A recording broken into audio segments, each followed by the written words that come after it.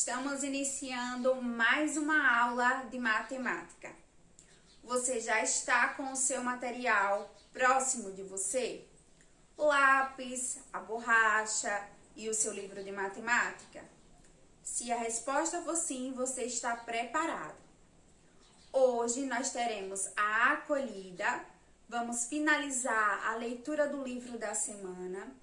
Depois, nós vamos resolver algumas questões do seu livro para colocar em prática o que nós aprendemos durante essa semana, tá? Então, nós vamos resolver algumas questões para compreender problemas. Vamos iniciar nossa aula de hoje com a acolhida. Vamos lá? Turma, na acolhida de hoje, nós vamos finalizar a leitura deste livro, que tem por título Os Músicos de Bremen. Nós paramos a nossa leitura nessa página. Vimos que os animais pararam para descansar e encontraram uma casa. Eles perceberam que dentro da casa tinha um banquete cheio de comida e bebida, e ladrões aproveitando esse banquete. Então, eles pensaram em um plano para espantar os ladrões. Agora, nós vamos continuar a leitura para descobrir se o plano dos bichos deu certo. Vamos lá? Dito e feito. Apavorados, os ladrões se levantaram e fugiram. Assim, os 4 amigos se sentaram à mesa e devoraram tudo. Depois, apagaram as luzes e procuraram um lugar aconchegante para dormir. Passada a meia-noite, os ladrões resolveram voltar. Com medo de fantasmas, o chefe do bando ordenou que somente um deles entrasse. Veja, turma, os bichos aproveitando a mesa cheia de comida e bebidas. Silenciosa e sombria, a casa aguardava mistérios. Ao entrar, o larápio, atraído por uma espécie de faísca, aproximou-se dela. Na verdade, eram os olhos do gato. Sentindo-se ameaçado, o felino avançou e arranhou o rosto do ladrão, que correu até a porta do fundo. O cão, que lá estava deitado, deu-lhe uma mordida na perna. Aos berros, o ladrão fugiu para o quintal, onde levou um coice do burro. E o galo, assistindo do telhado àquela cena, cantou bem alto. O ladrão escapou em disparada e disse aos demais que uma bruxa arranhou seu rosto. Um homem esfaqueou sua perna, um monstro lhe deu pauladas e um juiz ordenou que os soldados o conduzissem ao cárcere. Veja a turma, o ladrão correndo. Por isso, os ladrões nunca mais se atreveram a voltar. E os 4 músicos passaram a viver naquela casa e foram felizes para sempre. Então, turma, esse é o final da nossa história. Turma, agora chegou o momento em que eu escolho 2 palavras do texto para conversar com vocês. Eu escolhi as palavras mesa e medo. A palavra mesa nós encontramos no texto quando os 4 amigos conseguem expulsar os ladrões e o texto fala que eles se assentaram à mesa e comeram tudo. A palavra medo nós vamos encontrar no texto quando a história conta que os ladrões resolveram voltar à casa e com medo, olha só, com medo de fantasma, o chefe do bando ordena que só um deles entre na casa. Então agora nós vamos começar a analisar essas palavras. Vamos iniciar identificando o número de letras dessas palavras. Quantas letras tem a palavra mesa? Isso mesmo, 4. 1, 2, 3, 4. E a palavra medo? Também tem 4 letras, veja. 1, 2, 3, 4. Quais são as letras da palavra mesa? M, E, S, A. Essas são as letras. E da palavra medo? M, E, D, O. Essas são as letras da palavra medo. Agora, vamos identificar o número de sílabas. Observe, turma, que para pronunciar a palavra mesa, eu consigo abrir a minha boca 2 vezes. Veja, mesa, certo? Então, essa palavra, ela tem 2 sílabas. E a palavra medo?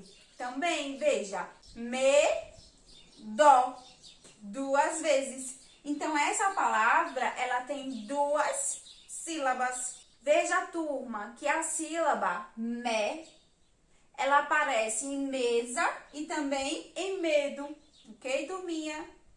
Então, essas foram as palavras que eu escolhi para conversar com vocês. Espero que vocês tenham gostado bastante da acolhida de hoje. E aí, turminha, gostaram do final da história? Eu espero que sim. Espero que vocês tenham apreciado toda a leitura desse livro e também as palavras que eu escolhi para conversar com vocês. Agora, nós vamos resolver algumas questões do seu livro para colocar em prática o que nós vimos em outras aulas de matemática. Eu quero que você pegue o livro, vai abrir ele na página 172. Nessa página, nós vamos aqui resolver o problema 1 e também o problema 2. Eu vou começar fazendo a leitura da primeira questão, que diz assim: durante os 4 primeiros meses de 2017, Isolda anotou os milímetros de precipitação pluviométrica da cidade onde mora. Depois, organizou os dados no gráfico a seguir. Então, observe, turma, o gráfico. O título desse gráfico é Precipitação Pluviométrica. A fonte é Isolda, abril 2017. Veja que na parte horizontal nós encontramos os meses.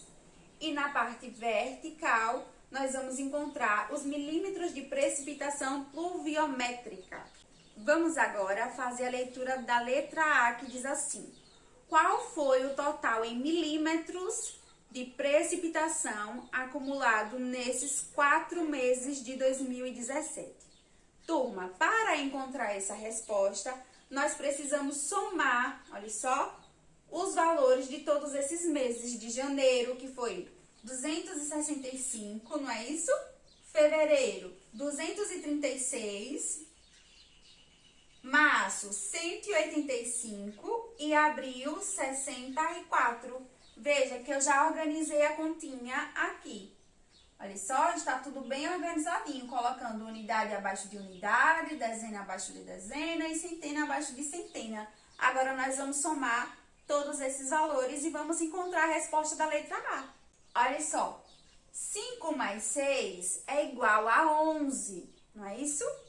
11 mais 5 é igual a 16. 16 mais 4 é igual a 20. Então, eu coloco 0 e subo 2 para a posição da dezena. Agora, eu vou somar as dezenas. 6 mais 2 é igual a 8. 8 mais 3 é igual a 11. 11 mais 8 é igual a 19. 19 mais 6 é igual a 25, não é, turma? Coloca 5 e sobe 2 para a posição da centena. 2 mais 2, 4, mais 2, 6, mais 1, 7. Então, turma, a resposta da letra A é 750 milímetros. Aqui no tracinho, vocês vão escrever esse número e depois a palavra milímetros. Essa é a resposta da letra A.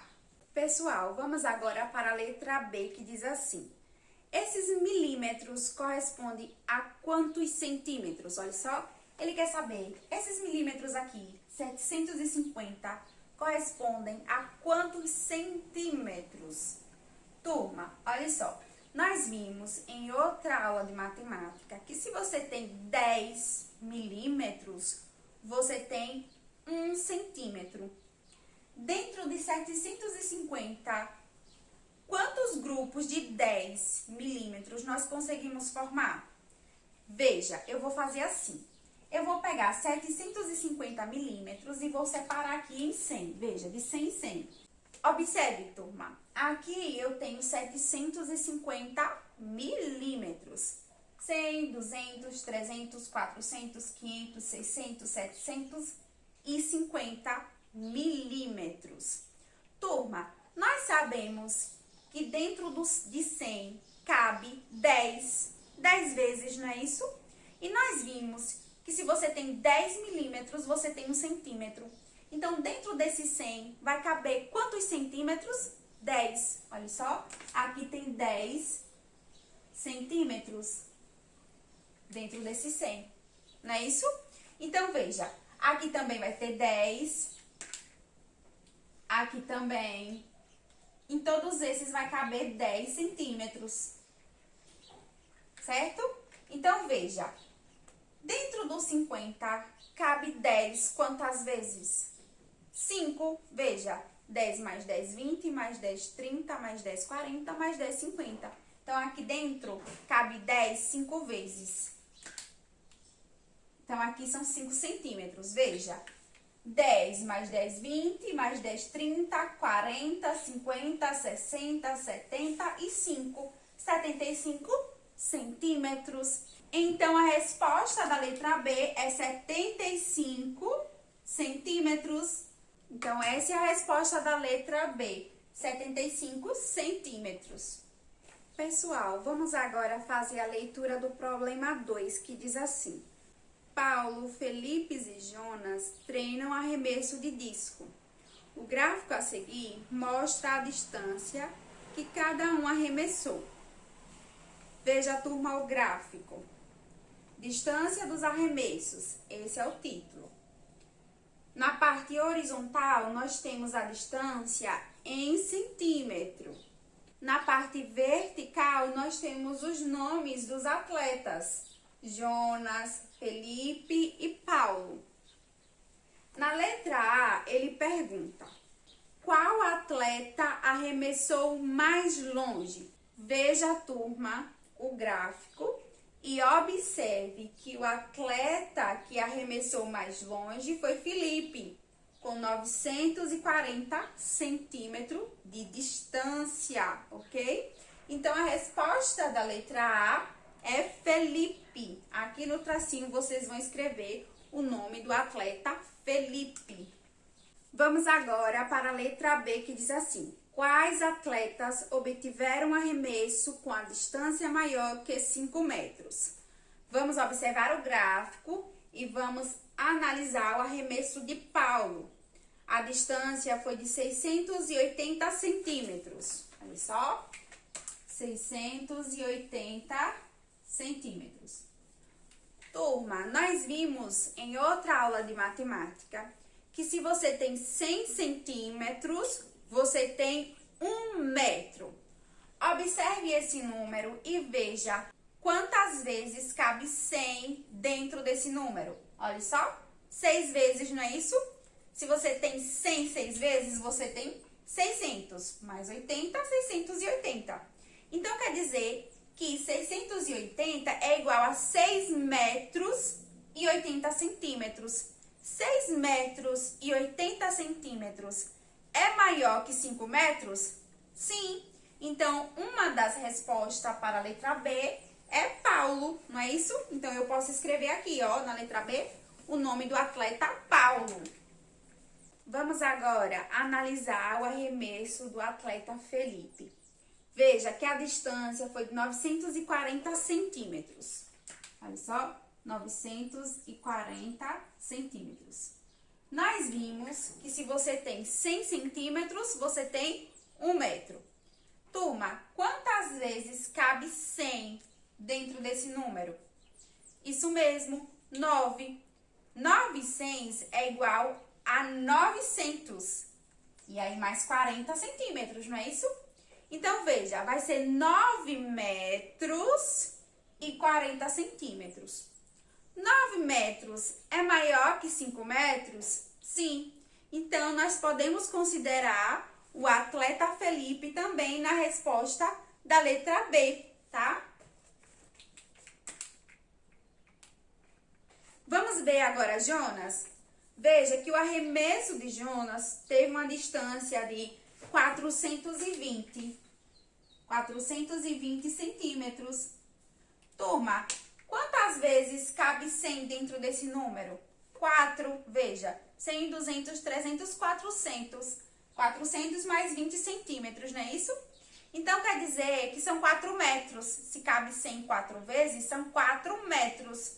4 metros e 20 centímetros. 4 metros e 20 centímetros é maior que 5 metros? Não. Então, Jonas fica de fora na resposta B. Ok, turma? Então, a resposta da letra B é Paulo e Felipe. Vamos agora para a letra C, que diz assim. Qual atleta realizou o arremesso com a distância mais próxima de 10 metros? Turma, observe aí o gráfico. Veja que nós vimos que Paulo, a distância do arremesso dele foi de 680 centímetros. Turma, 680 centímetros é igual a quantos metros? Nós vimos que é 6 metros e 80 centímetros. Vamos analisar Felipe agora. Felipe, a distância foi de 940 centímetros. 940 centímetros é igual a quantos metros? A 9 metros e 40 centímetros, não é isso? Olha só, 9 é perto de 10 metros, né? E Jonas foi 420 centímetros. 420 centímetros é igual a quantos metros? 4 metros e 20 centímetros. Então, entre os três, quem chegou mais perto de 10 metros foi, ó, o Felipe, tá? Então, essa é a resposta da letra C, Felipe. Pessoal, para finalizar, vamos para a página 178. Eu vou ler a questão de número 1, que diz assim. Osvaldo encomendou 2 camas iguais com os irmãos Andrade. As camas deveriam ter 10 palmos de comprimento. Cada irmão fez uma das camas usando o seu próprio palmo como unidade de medida. Quando Osvaldo foi buscar as camas, ficou surpreso, porque elas tinham comprimentos diferentes, apesar de terem 10 palmos de comprimento. Letra A. A unidade de medida usada pelos irmãos Andrade é padronizada? E aí, turma? O palmo é uma unidade de medida padronizada? Não. A resposta para a letra A é não, porque o palmo não é uma unidade de medida padronizada. Vamos agora para a letra B, que diz assim. Por que as camas ficaram com medidas diferentes? Turma, a resposta é que a unidade de medida utilizada, o palmo, é diferente para cada irmão. O palmo, ou seja, a mão de um irmão é de um tamanho. A mão do outro vai ser diferente. Veja, o tamanho da minha mão é diferente do tamanho da sua mão. Por isso que o comprimento das camas ficou diferente. Vamos agora para a letra C, que diz assim. Para que as camas ficassem com medidas iguais de comprimento, o que Osvaldo poderia ter feito quando realizou a encomenda? Olha só, turma. Osvaldo poderia ter realizado a encomenda usando uma unidade de medida padronizada para indicar o comprimento que cada cama deveria ter. Se ele tivesse usado as unidades de medidas padronizadas, com certeza ele teria camas iguais. Mas ele usou uma unidade de medida não padronizada, o palmo. Então, turma, veja como as unidades de medidas padronizadas, elas são importantes. Pessoal, essas foram as questões do dia. Eu espero que vocês tenham gostado bastante de resolver essas questões junto comigo. A nossa aula, ela está chegando ao final. Eu vou ficando por aqui, mas vou te esperar na próxima aula de matemática. Tchau e até a próxima!